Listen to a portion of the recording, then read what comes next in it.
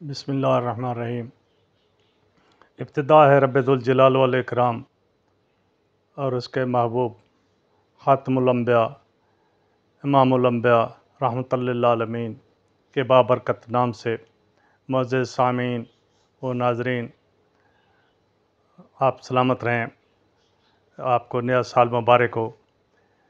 2023 के अख्ताम पे तहरीक इंसाफ के कागज़ात के मेंबरान की जो कागज़ात है वो मुस्तरद होने की पूरी कोशिश हुई और 85% से ज़्यादा के लोग जो उनके कागज़ात मुस्तरद हो गए।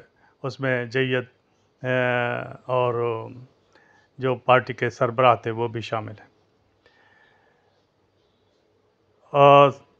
जमहूरियत का मतलब क्या है? अवाम की अक्सरियत की हुकूमत। तो अवाम के लिए, अवाम के ज़रिए, तो पता नहीं चौधरी साहब को यस बास क्यों पसंद है, जो एक उस वक्त भगोड़ा लीडर था जो करप्शन में दुनिया में नंबर 1 पे है। 30 साल बाद कहता था कि मैं अब नज़रियाती हो गया हूँ।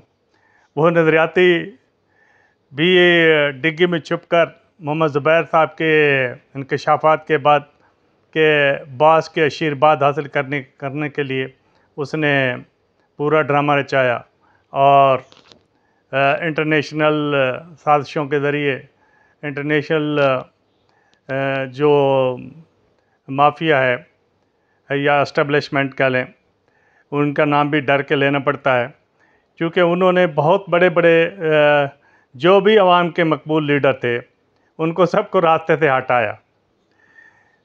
तो चौधरी साहब को तो यस बात चाहिए और पता नहीं अवाम के मकबूल लीडर पसंद क्यों नहीं आते।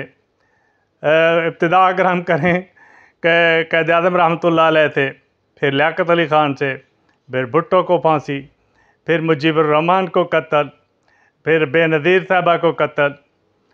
अब अवाम के महबूब लीडर, तेरा लीडर, मेरा लीडर, कैदी नंबर 804 इमरान खान, आपका लीडर, मेरा लीडर, अब उसके दर पे हैं।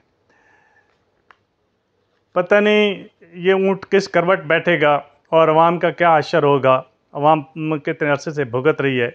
ये उस भेड़िए की तरह है जिसने भेड़ को कहा कि तुमने मेरा पानी जूठा कर दिया।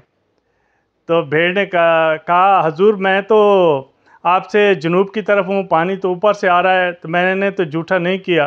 कहा नहीं तुम्हारी माँ ने जूठा किया था, इसलिए वो उस पर झपट पड़ा। तो ये हश्र है हमारा भी इस वक्त पाकिस्तान का। पाकिस्तान के जो इदारे हैं वो भी इसी तग-दो में लगे हुए हैं कि एक ईमानदार आदमी को आगे नहीं आने देना, क्योंकि फिर हमें हलाल का खाना पड़ेगा। क्योंकि बहुत से लोग तो हलाल माशाल्लाह खाते ही हैं, लेकिन चंद लोग जो सरकर्दा पोस्टों पे हैं, जो बड़ी हाई पोस्टों पे हैं, उनको ये बात गवारा नहीं। आप सबसे बड़े इदारे जो सबके लिए गैर जानिबदार होना चाहिए वो इलेक्शन कमीशन है। उसी की वजह से ही 9 मई से लेकर आज तक जो आवाम भुगत रही है वो सबके सामने है। फिर उसमें हमारे मुअज़्ज़िज़ और मोहतरम और ऑनरेबल जस्टिस उमर अता बंदयाल और उसके नीचे और आपके बाद में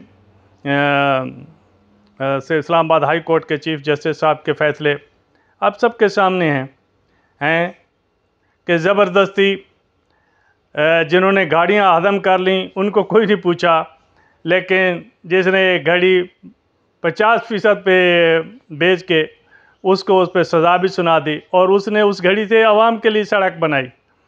जिसने सिर्फ 14 घंटे में यानी दो में अरबों रुपए बाहर से इकट्ठे कर लिए, लेकिन उसको 1-2 करोड़ की घड़ी के लिए या 3 करोड़ की घड़ी के लिए लटका के रखा हुआ है। सज़ा भी कर दी क्योंकि अवाम का मकबूल लीडर है और अवाम के लिए काम करता है। अवाम के लिए वो उसने हेल्थ कार्ड दिया, तो आवाम की क्यों खिदमत उसने कर दी, क्योंकि आवाम को लंगर खाने कर दिए, आवाम के लिए जो है वो एहसास प्रोग्राम के तहत सबको पैसे, औरतों को पैसे दिए, स्कॉलरशिप्स दी, यूनिवर्सिटियाँ बनाई, कैंसर हॉस्पिटल बनाए। अब सब वो तो इनको नहीं चाहिए, क्योंकि जो बंदा मकबूल हो गया वो तो इधर पक्का हो जाएगा, और किसी को पक्का नहीं होने देना, क्योंकि लटका के रखना है ताकि तब भी हमारी टूडे चलते रहें। तो ये कब तक चलेगा?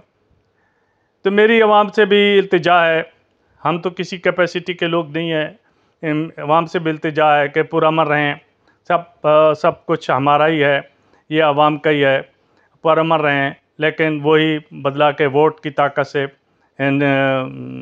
जुल्म का बदला लेना है, और इंशाअल्लाह वोट की ताकत से ही बदला लो, और इमरान खान को जिताओ, अवाम को जिताओ, अवाम के मकबूल लीडर को जिताओ। और आखिर दवाना अल्हम्दुलिल्लाह रब्बिल आलमीन। अपना ख्याल रखिए, अल्लाह पाक आपको सलामत रखे। जज़ाकल्लाह खैर।